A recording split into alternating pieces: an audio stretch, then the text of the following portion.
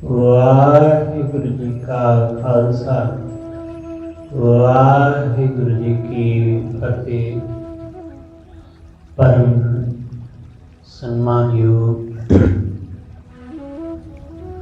सतगुरां दे चरनां विच जुमल बैठे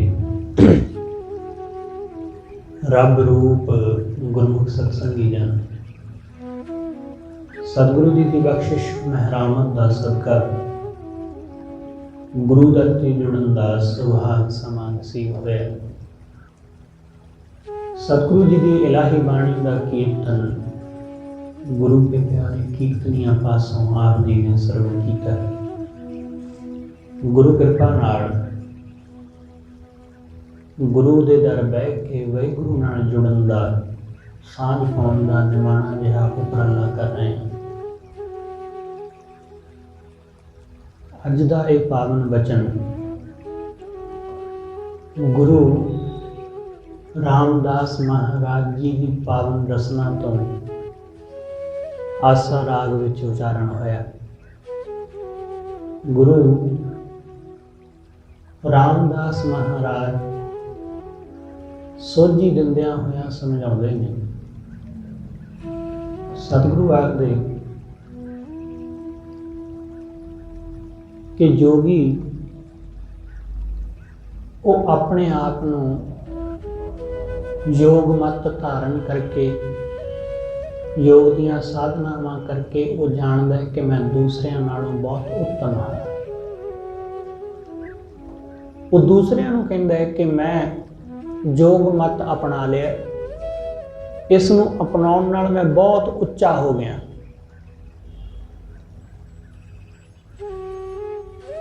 मैं योग साधना करदा वां, योग आसन करदा वां, योग दे मुताबिक अपनी कुंडलनी नूं साधदा हां, दसम द्वार विच अपने प्राण टकाउंदा वां, प्राणायाम करदा, गृहस्थ दे झमेलियां तो संसार दे झमेलियां तो मुक्त हो गया हां, क्योंकि मैं इन्हां सारियां चीज़ां नूं छड्ड दित्ता है, इसलिए मैं सब तो उत्तम हाँ।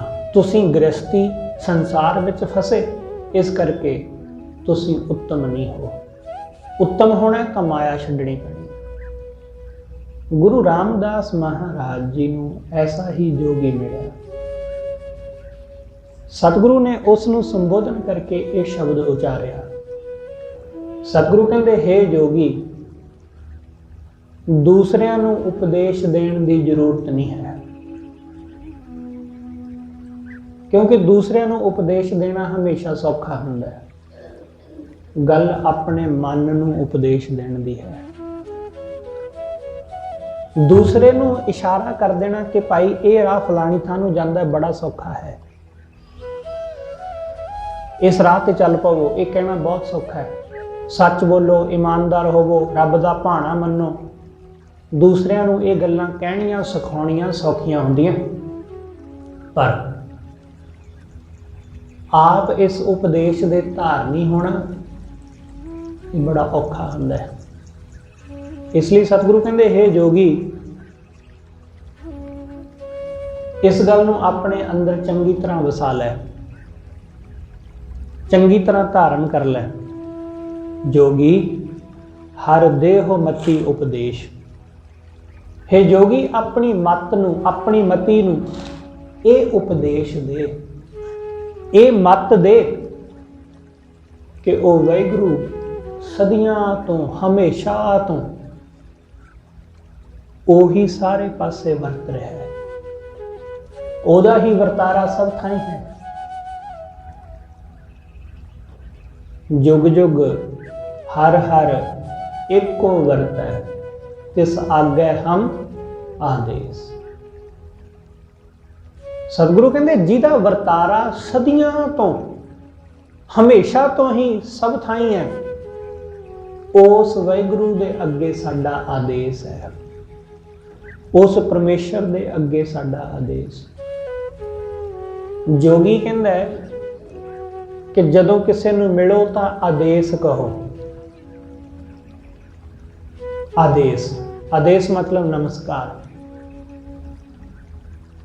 जोगी गुरु नानक साहब नूं मिलदे ने तां गुरु नानक साहब नूं भी यही कहंदे ने, सानू आदेश करो।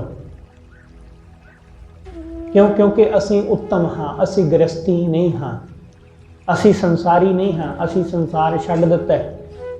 आदेश वो आपस विच मिलदे ने तां आदेश कहंदे ने। सतगुरु कहंदे भाई अपनी मत नूं उपदेश दे कि आदेश तां असल विच उस परमात्मा नूं ही है, किसी जोगी नूं नहीं। जोगी दे अंदर वसदे उस वाहिगुरू नूं, साडे सारियां दे अंदर मौजूद उस परमेश्वर नूं आदेश है, उस नूं आदेश। साडे भारत दे विच, साडे समाज विच इह परंपरा रही है, साडी संस्कृति का यह हिस्सा रहा है कि असीं हमेशा अपने तो वड्डियां दा अदब सत्कार करते रहे हैं। उन्हां दे पैरां नूं छूहना, उन्हां दा अदब करना, सत्कार करना। कोई साडा रिश्तेदार आ जाए, कोई साडा बजुर्ग आ जाए, असीं सब दा सत्कार करते रहे हैं सदियां तो। उन्हां दे पैरां नूं छूहना। जदों भी कोई आउंदा साडे घर तां असीं अपने बच्चे नूं कहंदे हां कि इन्हां दे पैरीं हत्थ लाओ, पैरीं पाओ। इन्हां चीज़ां दे पिछे कुछ भाव सन उह जो गवाच गए, जो खत्म हो गए। ते हुण असीं इस गल ते आ गए कि जी सत्कार तां मन विच होना चाहिए, आ बाहरी हत्थ लाउणा पैरां नूं, इह तां पखंड है। क्योंकि असीं लोकां ने उहदे पिछे दा मतलब गवा लिया। उहदे पिछे आही भाव है जिहड़ा गुरु साहब समझा रहे हैं सानू कि अदब सत्कार, उसनूं वडेरा जान के कि वह वडेरा है, उम्र विच भी वड्डा है, सियाणा है। जदों असीं दूसरे नूं इस तरह वड्डा जान के सत्कार करते हैं तां साडे वड्डे होण दीआं संभावनावां वधदियां, साडे उच्चे होण दी संभावना वधदी है जदों असीं उच्चे नूं सत्कार दिंदे हां। बंदा खुद उच्चा हो जाता है। गुरु दे चरनां नूं जदों असीं छूंहदे हां, गुरु दे चरनां दा जदों असीं सत्कार करदे हां तां गुरु दे चरनां नाल जुड़ के असीं वड्डे हो जांदे हां। गुरु सानूं उच्चा कर दिंदा है। सतगुरु कहंदे ने ना कि नीचा ऊंच करे मेरा गोविंद, वो नीवियां नूं भी उच्चा कर दिंदा है। इसलिए सतगुरु कहंदे उस वाहिगुरू नूं आदेश है, उस परमेश्वर नूं आदेश है जिहड़ा सारियां दे अंदर वरत रहा है, जिहड़ा सब दे अंदर वसिया होया। जोगी हर देहो मती उपदेश। सतगुरु कहंदे अपनी मत नूं इह उपदेश दे कि वाहिगुरू सारियां विच वसिया होया, उस सारियां विच वसिया। जिहड़ा बंदा जिहड़ी मत दा, जिहड़े मत दा धारनी हुंदा, कोई हिंदू मत दा धारनी है, कोई इस्लाम दा धारनी है, कोई जैनियां दा, कोई बौद्धियां दा, जिहदे कोल जिहड़ी मत है, मत मतलब धर्म भी हुंदा कि जिहदा जैसा मत है वो वैसा ही करदा है। हिंदू दे मन विच हिंदू दा सत्कार ज़्यादा होवेगा, मुसलमान दा नहीं। मुसलमान दे मन विच मुसलमान दा सत्कार होवेगा, हिंदू दा नहीं। इसे तरह जैनी दे मन विच जैनी दा सत्कार होवेगा, दूसरियां दा नहीं। सारियां दा यही हाल है, सब दा। इसे तरह फिर इन्हां धर्मां दे विच सारियां विच साडे भी इन्हां दियां जिहड़ियां संस्थावां ने, जिवें इस हिंदू धर्म विच जोगी हैगे ने, सन्यासी हैगे ने, नांगे साधु हैगे ने, होर बहुत सारे ने। उन्हां दे विच फिर वो अपने मत वाले नूं ज़्यादा सत्कार दिंदे ने। जोगी जोगी नूं ज़्यादा सत्कार दिंदा है, अदब दिंदा है। वो जिहड़े नांगे साधु ने उन्हां नूं उन्ना आदर नहीं दिंदा। जिहड़ा सन्यासी है वो सन्यासी नूं ज़्यादा अदब दिंदा है, वो दूजे नूं नहीं दिंदा। जिहड़ा ब्रह्मचारी है वो ब्रह्मचारी नूं ज़्यादा सत्कार दिंदा है दूसरे नूं, क्योंकि वो ओहदी जमात दा है, ओहदे फिरके नाल संबंध रखदा है। इसे तरह मुसलमानां विच भी ऐसा ही है।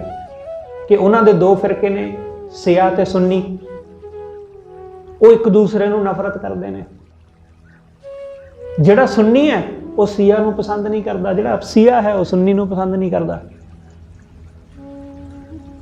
जिहड़ा अपने फिरके नाल संबंध रखता है लोग उस नूं सत्कार दिंदे हैं, लोग उस नूं कि ये मेरी जमात दा है, मेरा हम जमाती है।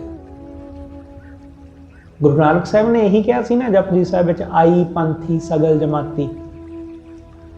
जोगियां दे 12 पंथ ने, 12 फिरके, उन्हां दे विचों आई पंथ नूं सब तो उत्तम कहा जाता है। आई उन्हां दी एक कैटागरी है, एक पंथ है। आई, रावल, बावले, इस तरह के दास पंथ, ये उन्हां दे 12 पंथ ने। इस तरह के उन्हां विचों आई नूं सब तो उत्तम कहा जाता है। जिहड़े आई पंथ के जोगी ने सब तो उत्तम हुंदे ने। सतगुरु की कहते, सतगुरु कहते आई पंथी सगल जमाती, कि मेरे वास्ते सारे मेरे जमाती ने, सारे मेरे लिए इक्को जिहे ने, यही मेरे लिए आई पंथ है, यही मेरे लिए सब तो उत्तम है। इसलिए जिहड़ा बंदा गुरु की मत लैंदा है वो सारिਆਂ ਨੂੰ ਇੱਕੋ जी निगाह नाल ही वेखदा है। वो किसी का सत्कार ये जान के नहीं करता कि मेरे महल्ले का है, ये मेरी जमात का है, ये मेरा सिख भरा है, मैं तां इहदा सत्कार करना है। नहीं, ये मेरे वर्गी शक्ल सूरत वर्गा है, मैं तां इहदा सत्कार करना है। वो सारिਆਂ ਨੂੰ ਇੱਕੋ ਜਿਹਾ सत्कार दिंदा है, चाहे कोई क्लीन शेव होवे ते चाहे कोई दाढ़ी वाला, ਉਹਦਾ सत्कार सारिਆਂ ਲਈ ਇੱਕੋ ਜਿਹਾ है, ਉਹਦਾ अदब सब ਲਈ ਇੱਕੋ ਜਿਹਾ। सतगुरु कहते आ मत दे अपने मन नूं, क्योंकि तेरा मन की कहता है, तेरा मन कहता है जोगी सब तो उत्तम ने, बाकी ते बेकार ने। ये ठीक नहीं है। जोगी हर देहो मति उपदेश, जुग जुग हर हर एको वर्त है। जुगा जुगा तो परमात्मा इको ही वर्त रहा है, सदियां तो वो इको जैसा ही वर्त रहा सारियां दे विच। तिस आगे हम आदेश, ओदे अगे साडा नमस्कार है। हथ कर तंत बजावे जोगी, वाजै थोथर वाजै वेन। जोगी अपने हथ नाल साज बजाउंदा है। जोगियां दा जिहड़ा मन पाउंदा साज है वो सिंगी है, सिंगी। उस साज नूं वो बजाउंदे ने। जोगियां दे होर भी साज ने, पर सिंगी उन्हां दा बहुत मशहूर साज है। तुसीं गुरु साहिब दे शब्दां विच सिंगी दा बार बार जिक्र पढ़ोगे। इस तो इलावा वो बांसुरी भी बजाउंदे ने, होर भी साज ने। सतगुरु कहंदे जोगी हथ दे नाल तंत नूं बजाउंदा है, तंत साज, पर उहदे विचों जिहड़ी आवाज़ निकलदी है थोथर, थोथर मतलब बेसुरी। सतगुरु कहंदे तू साज तां वजाउणा है, पर तेरी सुर तां बेसुरी है।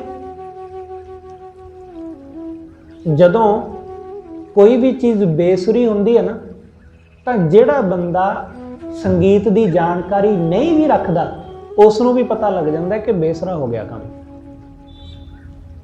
चाहे कोई संगीत का धुरंधर ना होवे, संगीत बारे बहुती जानकारी ना रखता होवे, बस सुनना है, उन्हें सुनिया है, सुनता है। जदों भी हारमोनीयम बजदा बजदा हथ नाल बजाउण वाले दा हथ सुर तो दूसरे सुर दे उत्ते चला जाता है, उदों बेसुरा हो जाता।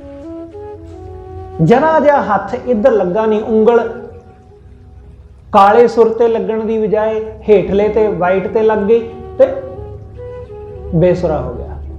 जरा जिहा उत्ते थल्ले होया बेसुरा। सतगुरु कहंदे ये तां है साज दी गल, पर इनू ते बंदा सुर कर लेगा, उहदे विच ते एक्सपर्ट हो सकता है कि उहदे कोलों गलत सुर ना लगे, ऐसा ते हो सकता है। पर सतगुरु कहंदे तू जीवन दी इस संगीतक धारा दे विच बेसुरा जा रहा है,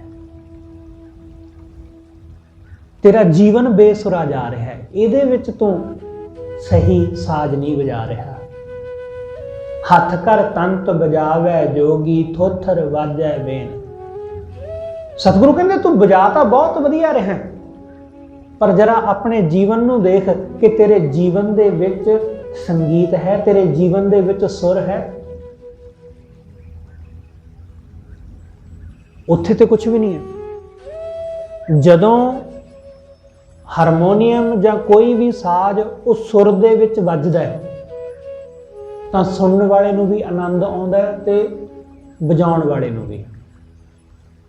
जदों साडा जीवन सुर दे विच एक लय दे विच चलदा है तां सानू जीवन जिउण दा भी आनंद आउंदा है ते सानू देखण वालियां नू भी आनंद आ जांदा है कि बंदा किन्ना सुचज्जा जीवन जिउंदा है। कोई सानू अपना काम धंधा करदे ही देखदा है तां ओह कहंदा कि किवें सलीके नाल करदा है बंदा,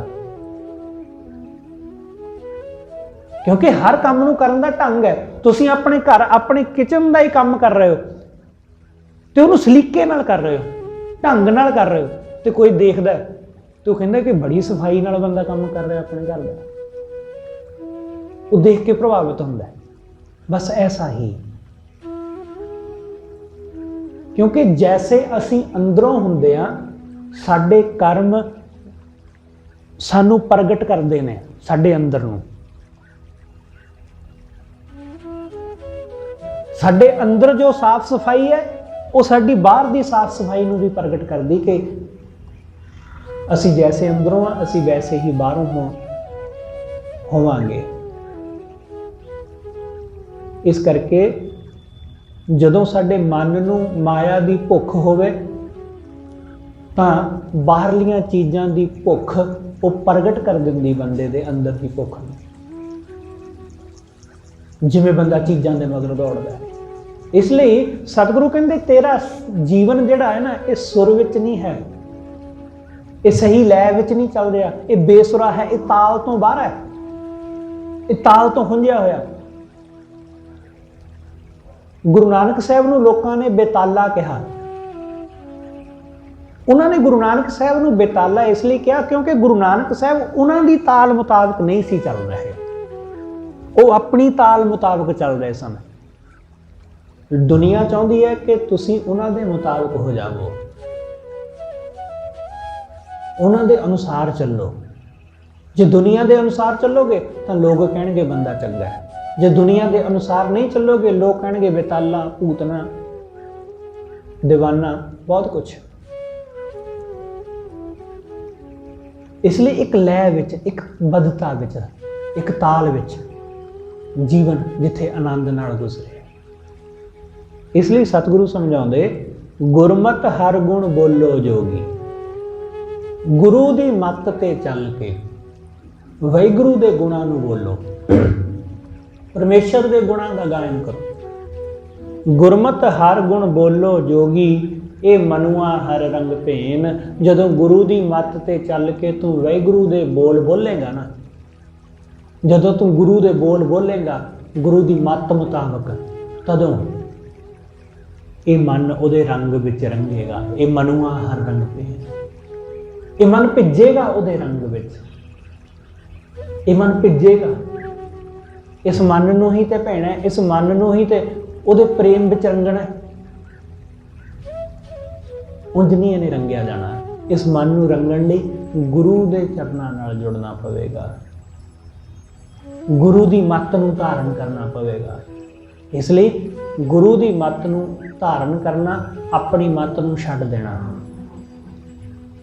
जिवें तुसीं कपड़ा रंगाउण जांदे हो ललारी कोलों, कपड़ा रंगण वाले कोलों, वो ऐसा नहीं है कि वो पानी विच रंग पा के तुहाडे कपड़े नूं सीधा पानी विच पा दिंदा है, ऐसा नहीं। पहलां वो उस नूं पा दिंदा है, कपड़े नूं सीधा रंग नहीं दिंदा। पहला वो फटकड़ी पाएगा, कुछ होर पाएगा पानी दे विच, सिंपल पानी विच। जदों वो चंगी तरह गर्म हो जाएगा फिर उहदे विच कपड़े नूं पाएगा, फिर कपड़े नूं उहदे विचों कढ के उहनूं निचोड़ लाएगा, फिर दोबारा पानी पाएगा, गर्म करेगा, फिर उहदे विच रंग पाएगा, फिर उसनूं वो रंग देगा। बिल्कुल ऐसा ही जो साडे मन नूं माया दा रंग चढ़िया ना, इस मन नूं पहलां वो रंग लाउणा पैंदा है। ते उस रंग नूं लाउण दा तरीका बिल्कुल सेम ऐसा ही है जिवें असीं अपने जोड़े बाहर ला के रख आउंदे हां, जिवें असीं अपने हत्थ पैरां दी मैल ला के धो के अंदर आ जांदे हां, बिल्कुल ऐसा ही सुच्चे हो के आ जांदे हां। जदों इस तरह असीं अपने मन दा रंग ला दिंदे हां, अपने मन दी मत नूं बाहर छड्ड आउंदे हां, तां गुरु दे दर आके बैठ जांदे हां, तां गुरु दा रंग फिर चढ़दा है, गुरु दी मत ते चल। इसलिए सतगुरु कहंदे गुरमत हर गुण बोलो जोगी, ये मनुआ हर रंग भेन, जोगी हर देहो मति उपदेश। हे जोगी अपनी मत नूं आ उपदेश दे, जुग जुग हर हर एको वरतै, तिस आगै हम आदेश। वो वाहिगुरू जिहड़ा जुगां जुगां तो इक्को ही वरतदा है हमेशा ही, ਉਹਦੇ ਚਰਨਾਂ ਵਿੱਚ ਸਾਡੀ ਆਦੇਸ਼ ਹੈ। ਰਾਗ ਗਾਵੇਂ ਰਾਗ ਭਾਂਤ ਬਹੁ ਬੋਲੇ, ਇਹ ਮਨੁਆ ਖੇਲੇ ਖੇਲ। ਸਤਿਗੁਰੂ ਕਹਿੰਦੇ ਜੋਗੀ ਤੂੰ ਬਹੁਤ ਰਾਗ ਗਾਉਂਦਾ, ਗਾਵੇਂ ਰਾਗ ਭਾਂਤ ਬਹੁ ਬੋਲੇ, ਬੜੇ ਰਾਗਾਂ ਦੇ ਵਿੱਚ ਵੱਖ-ਵੱਖ ਤਰੀਕਿਆਂ ਨਾਲ ਤੂੰ ਗਾਇਨ ਕਰਦਾ, ਤੇ ਇਹ ਮਨੁਆ ਉਹਨਾਂ ਦੇ ਵਿੱਚ ਖੇਲਦਾ। ਇਹ ਮਨੁਆ ਖੇਲੇ ਖੇਲ, ਇਹ ਸਭ ਮਨ ਦਾ ਖੇਲ ਹੈ। ਇਹ ਮਨ ਦਾ, ਕਿਉਂਕਿ ਸਾਡਾ ਮਨ ਜਿਹੜਾ ਹੈ ਉਹ ਇਸ ਤਰ੍ਹਾਂ ਸੰਗੀਤ ਦੇ ਨਾਲ ਜਾਂ ਹੋਰ ਰਾਗਾਂ ਦੇ ਨਾਲ ਇਹਨਾਂ ਦੇ ਨਾਲ ਝੂਮ ਉੱਠਦਾ। ਮਨ ਝੂਮ ਉੱਠੇ ਤਾਂ ਇਸ ਦਾ ਮਤਲਬ ਇਹ ਨਾ ਸਮਝ ਲੈਣਾ ਕਿ ਸ਼ਾਇਦ ਬਹੁਤ ਆਨੰਦ ਆ ਰਿਹਾ, ਇਹ ਮਨ ਦਾ ਚਾਅ ਵੀ ਹੋ ਸਕਦਾ ਹੈ ਉੱਪਰੋਂ ਉੱਪਰੋਂ। ਜਿਵੇਂ ਸਤਿਗੁਰੂ ਕਹਿੰਦੇ ਨੱਚਣ ਕੁੱਦਣ ਮਨ ਕਾ ਚਾਅ, ਉਹ ਮਨ ਦਾ ਚਾਅ ਹੈ, ਉਹਦੇ ਨਾਲ ਹਾਸਲ ਕੁਛ ਨਹੀਂ ਹੁੰਦਾ। ਬਸ 2-4 ਮਿੰਟ ਨੱਚ ਕੇ ਬੰਦਾ ਥੱਕ ਕੇ ਬਹਿ ਜਾਂਦਾ, ਹਾਸਲ ਕੀ ਹੋਇਆ? ਕੁਛ ਵੀ ਨਹੀਂ, ਬਸ ਮਨ ਦਾ ਚਾਅ ਸੀ ਤੇ ਉਹ ਪੂਰ ਲਿਆ, ਉਹ ਖਤਮ ਹੋ ਗਿਆ ਬਸ। ਸਤਿਗੁਰੂ ਕਹਿੰਦੇ ਐਸਾ ਨਹੀਂ, ਇਹ ਮਨ ਦਾ ਖੇਡ ਹੈ, ਇਸ ਨੂੰ ਜਾਣ ਜਰਾ, ਕਿਉਂਕਿ ਮਨ ਸਾਨੂੰ ਬਹੁਤ ਭੁਲੇਖਿਆਂ ਵਿੱਚ ਪਾ ਦਿੰਦਾ ਹੈ। ਮਨ ਸਾਨੂੰ ਕਈ ਵਾਰੀ ਝੂਠਾ ਆਸ਼ਵਾਸਨ ਦਿੰਦਾ, ਜਿਵੇਂ ਮੰਤਰੀ ਸੰਤਰੀ ਦਿੰਦੇ ਨੇ ਕਿ ਸਾਨੂੰ ਵੋਟ ਦਿਓ, ਅਸੀਂ ਆਹ ਕਰ ਦਿਆਂਗੇ, ਉਹ ਕਰ ਦਿਆਂਗੇ। ਅੱਜ ਜਿਵੇਂ ਆ ਪਿੱਛੇ ਹੁਣ ਰੌਲਾ ਚੱਲ ਰਿਹਾ ਕਿ ਜੀ ਸ਼ਗਨ ਸਕੀਮ ਅਸੀਂ 15,000 ਤੋਂ 70,000 ਕਰ ਦਿਆਂਗੇ, ਅਸੀਂ ਉਹ ਕਰ ਦੇਵਾਂਗੇ, ਪਰ ਕੋਈ ਇਹ ਨਹੀਂ ਕਹਿੰਦਾ ਕਿ ਅਸੀਂ ਤੁਹਾਡੇ ਲਈ ਨੌਕਰੀ ਦਾ ਬੰਦੋਬਸਤ ਕਰਾਂਗੇ, ਅਸੀਂ ਤੁਹਾਡੇ ਲਈ ਐਜੂਕੇਸ਼ਨ ਦਾ ਬੰਦੋਬਸਤ ਕਰਾਂਗੇ, ਅਸੀਂ ਮੈਡੀਕਲ ਸਹੂਲਤਾਂ ਉਹਨਾਂ ਦਾ ਇਹਨਾਂ ਵੱਲ ਕੋਈ ਨਹੀਂ ਕਹਿੰਦਾ। ਉਹ ਕਹਿੰਦੇ ਤੁਹਾਨੂੰ ਆਟਾ ਦਾਲਾਂ ਦੇਵਾਂਗੇ, ਤੁਹਾਨੂੰ ਹੋਰ ਚੀਜ਼ਾਂ ਦੇਵਾਂਗੇ, ਨੌਕਰੀਆਂ ਕੁਛ ਨਹੀਂ ਮਿਲਣੀਆਂ। ਜੋ ਚਾਹੀਦਾ ਉਹ ਨਹੀਂ ਕਦੇ ਸਰਕਾਰ ਦਿੰਦੀ, ਉਹ ਕਦੇ ਨਹੀਂ ਦਿੰਦੇ। ਉਹ ਐਜੂਕੇਸ਼ਨ ਚਾਹੀਦੀ ਹੈ, ਉਹ ਨਹੀਂ ਦਿੰਦੇ, ਉਹ ਸਾਨੂੰ ਲੱਖਾਂ ਰੁਪਈਆ ਖਰਚ ਕੇ ਖਰੀਦਣੀ ਪੈਂਦੀ ਹੈ, ਖਰੀਦਣੀ ਪੈ ਰਹੀ ਹੈ। ਲੱਖਾਂ ਰੁਪਇਆ ਲੱਗਦਾ ਹੈ ਅੱਜ ਐਜੂਕੇਸ਼ਨ ਤੇ। ਮਾੜਾ ਬੰਦਾ ਆਪਣੇ ਬੱਚੇ ਨੂੰ ਪੜ੍ਹਾ ਨਹੀਂ ਸਕਦਾ ਹੈ, ਗਰੀਬ ਬੰਦੇ ਵਾਸਤੇ ਆਪਣੇ ਬੱਚੇ ਨੂੰ ਪੜ੍ਹਾਉਣਾ ਬਹੁਤ ਔਖਾ ਹੈ। ਜਿਹਨਾਂ ਕੋਲ ਲੱਖਾਂ ਕਰੋੜਾਂ ਹੈਗੇ ਨੇ ਉਹ ਪੜ੍ਹਾ ਸਕਦੇ ਨੇ। ਜੇ ਥੋੜੀ ਹੋਰ ਹਾਇਰ ਐਜੂਕੇਸ਼ਨ ਚਾਹੀਦੀ ਹੈ ਤਾਂ ਉਹਦੇ ਵਾਸਤੇ ਤਾਂ ਹੋਰ ਵੀ ਵੱਧ ਪੈਸੇ ਲੱਗਦੇ ਨੇ। ਖੈਰ, ਮੰਤਰੀ ਸੰਤਰੀ ਝੂਠਾ ਆਸ਼ਵਾਸਨ ਦਿੰਦੇ ਨੇ, ਭਰੋਸਾ ਦਿੰਦੇ ਨੇ ਕਿ ਇਹ ਕਰਾਂਗੇ ਉਹ ਕਰਾਂਗੇ। ਮਨ ਵੀ ਬਿਲਕੁਲ ਐਸਾ ਹੀ ਹੈ ਸਾਡਾ। ਇਹ ਸਾਨੂੰ ਇੱਥੇ ਬੈਠਿਆਂ ਨੂੰ ਕਹਿ ਦੇਗਾ ਕਿ ਬੜਾ ਮਜ਼ਾ ਆਇਆ, ਬੜਾ ਆਨੰਦ ਆਇਆ, ਆਪਾਂ ਰੋਜ਼ ਆਇਆ ਕਰਾਂਗੇ। ਇੱਥੇ ਕਹਿ ਜਾਂਦਾ, ਬਸ ਇੱਥੋਂ ਨਿਕਲਦਿਆਂ ਸਾਰੀ ਮੁੱਕਰ ਜਾਂਦਾ, ਇੱਥੋਂ ਨਿਕਲਦੇ ਹੀ ਇਹਨੇ ਮੁੱਕਰ ਜਾਣਾ, ਕੱਲ ਦੀ ਕੱਲ ਦੇਖਾਂਗੇ। ਜਾਂ ਫਿਰ ਲਾਰਾ ਲਾ ਦੇਗਾ ਕਿ ਕੱਲ ਤੋਂ ਪੱਕਾ ਆਪਾਂ ਗੁਰਦੁਆਰੇ ਜਾਇਆ ਕਰਨਾ, ਕੱਲ ਸਵੇਰ ਤੋਂ ਰੋਜ਼ ਤੜਕੇ ਅੰਮ੍ਰਿਤ ਵੇਲੇ ਆਪਾਂ 4 ਵਜੇ ਉੱਠ ਹੀ ਖੜਨਾ।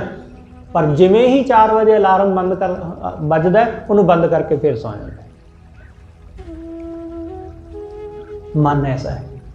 ਇਸ ਲਈ ਮਨ ਕਈ ਵਾਰੀ ਉੱਪਰੋਂ ਕਹਿ ਦਿੰਦਾ ਹੈ, ਪਰ ਜਦੋਂ ਉਸ ਕੰਮ ਨੂੰ ਕਰਨਾ ਹੁੰਦਾ ਉਦੋਂ ਮਨ ਭੱਜ ਜਾਂਦਾ, ਉਦੋਂ ਆਲਸ ਪਕੜ ਲੈਂਦਾ, ਉਦੋਂ ਕਹਿੰਦਾ ਕਿ ਹਜੇ ਤਾਂ ਬਹੁਤ ਸਮਾਂ ਪਿਆ, ਹਜੇ ਬਥੇਰੀ ਉਮਰ ਪਈ ਰੱਬ ਰੱਬ ਕਰਨ ਦੀ, ਗੁਰਦੁਆਰੇ ਜਾਣ ਦੀ ਬਥੇਰੀ ਉਮਰ ਪਈ ਹੈ, ਹਾਲੇ ਪੱਬਾਂ ਕਲੱਬਾਂ ਵਿੱਚ ਜਾ ਆਈਏ।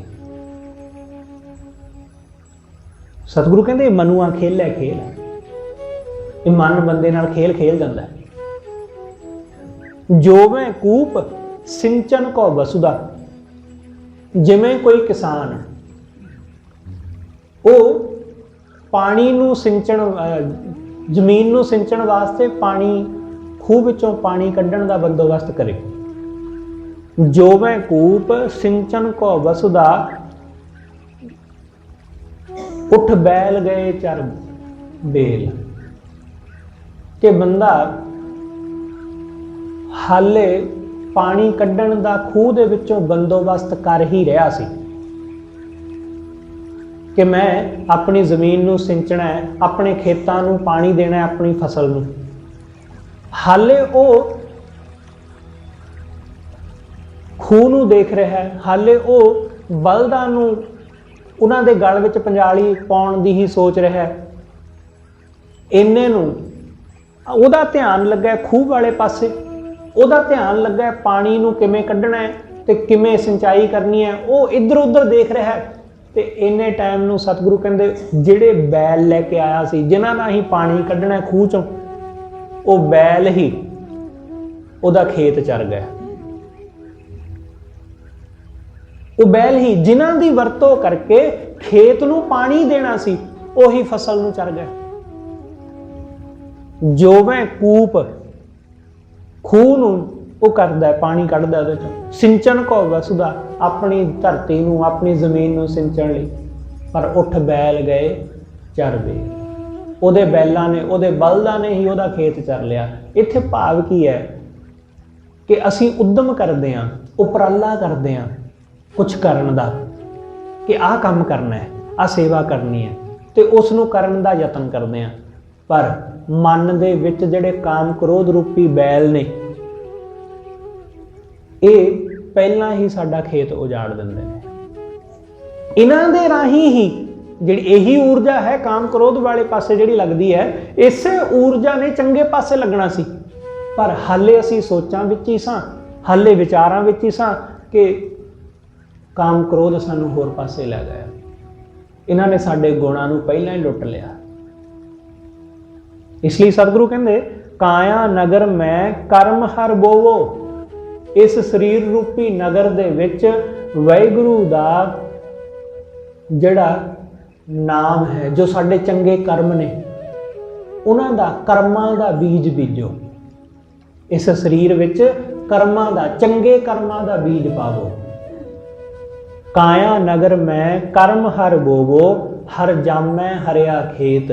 ਜਦੋਂ ਵਾਹਿਗੁਰੂ ਦੇ ਨਾਮ ਦਾ, ਚੰਗੇ ਕਰਮਾਂ ਦਾ ਬੀਜ ਬੀਜਾਂਗੇ ਤਾਂ ਉਹ ਵਾਹਿਗੁਰੂ ਸਾਡੇ ਅੰਦਰ ਪ੍ਰਗਟ ਹੋ ਜਾਵੇਗਾ, ਉਹ ਜੰਮ ਪਵੇਗਾ। ਹਰ ਜਾਮੈ ਹਰਿਆ ਖੇਤ, ਪਰਮੇਸ਼ਰ ਉਹ ਜੰਮ ਪਵੇਗਾ, ਉਹ ਉੱਗ ਪਵੇਗਾ ਸਾਡੇ ਅੰਦਰ, ਉਹਦਾ ਨਾਮ। ਮਨੁਆ ਅਸਥਿਰ ਬੈਲ ਮਨ ਜੋਗ। ਸਤਿਗੁਰੂ ਕਹਿੰਦੇ ਇਹ ਜਿਹੜਾ ਮਨ ਰੂਪੀ ਬੈਲ ਹੈ, ਇਸ ਨੂੰ ਜੋਗੋ, ਇਸ ਨੂੰ, ਕਿਉਂਕਿ ਜਦ ਤੱਕ ਇਹ ਮਨ ਹੀ ਨਾ ਜੋਇਆ ਜਾਂਦਾ, ਇਹਨੂੰ ਜੋਤ ਲਓ। ਜੋਤਨਾ ਮਤਲਬ ਹੁੰਦਾ ਕਿ ਇਸ ਬੈਲ ਨੂੰ ਅੱਗੇ ਲਗਾ ਕੇ ਇਹਦੇ ਪਿੱਛੇ ਹਲ ਪਾ ਕੇ ਇਸ ਨੂੰ ਖਿੱਚੋ, ਤੋਰੋ ਇਸ ਨੂੰ, ਕਿਉਂਕਿ ਇਸੇ ਨੇ ਹੀ ਇਸ ਨੂੰ, ਇਸ ਜ਼ਮੀਨ ਨੂੰ ਵਾਹੁਣਾ ਹੈ। ਇਹ ਮਨ ਹੀ ਇਸ ਸਰੀਰ ਨੂੰ ਵਾਹਿਗੁਰੂ ਵਾਲੇ ਪਾਸੇ ਲਾਏਗਾ। ਇਸ ਲਈ ਮਨ ਲੱਗੇਗਾ ਤਾਂ ਹੀ ਗੱਲ ਬਣੇਗੀ। ਮਨ ਨੂੰ ਅੱਗੇ ਲਾਵੋ, ਮਨ ਨੂੰ। ਮਨੁਆ ਅਸਥਿਰ, ਮਨ ਨੂੰ ਸਥਿਰ ਕਰਕੇ ਜੋਗੋ, ਇਸ ਨੂੰ ਜੋਤ ਕਰ, ਜੋਤ ਲਵੋ ਵਾਹਿਗੁਰੂ ਦੇ ਵੱਲ ਨੂੰ। ਹਰ ਸਿੰਚੋ ਗੁਰਮਤਿ ਜੇਤ, ਜਿਵੇਂ ਗੁਰੂ ਕਹਿੰਦਾ ਹੈ ਨਾ ਉਵੇਂ ਕਰੋ। ਗੁਰਮਤਿ ਜੇਤ, ਜਿਵੇਂ ਗੁਰੂ ਦੀ ਮੱਤ ਹੈ ਉਸ ਢੰਗ ਨਾਲ ਇਸ ਮਨ ਨੂੰ ਤੋਰਨਾ ਸ਼ੁਰੂ ਕਰ ਦਿਓ। ਜੋਗੀ ਜੰਗਮ ਸ੍ਰਿਸ਼ਟ ਸਭ ਤੁਮਰੀ, हे ਸੱਚੇ ਪਾਤਸ਼ਾਹ ਇਹ ਸਾਰੇ ਜੋਗੀ ਜੰਗਮ, ਇਹ ਸਾਰੀ ਤੇਰੀ ਸ੍ਰਿਸ਼ਟੀ ਹੈ।